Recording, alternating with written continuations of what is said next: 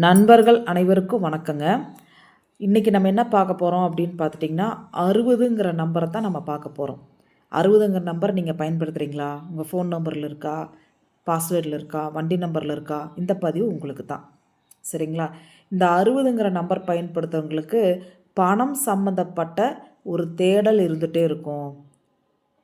அப்புறம் பெண்களாக இருந்தால் கணவருடன் வாழ்வதில் ஒரு கருத்து வேறுபாடுகள் வரும், ஒரு சிக்கல் ஏற்படுங்க.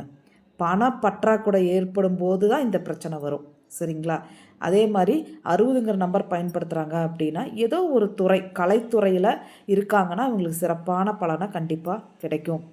அதே மாதிரி இந்த 60ங்கிற எண்ணை பயன்படுத்துகிறவங்களுக்கு பார்த்துட்டிங்கன்னா அமைதியை விரும்பக்கூடியவங்களாக இருப்பாங்க.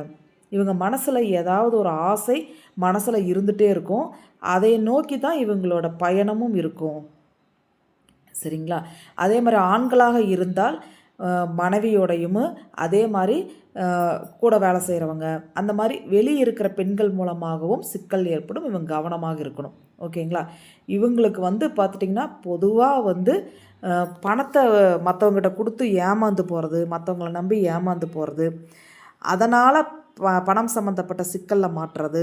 அதே மாதிரி வீட்டில் இருக்கிறவங்க கூட, ஆண்களாக இருந்தால் வீட்டில் இருக்கிற பெண்களோட கருத்து வேறுபாடுகள் ஏற்படுறது, இந்த மாதிரி பிரச்சனைகள் தான் இவங்களுக்கு வரும்.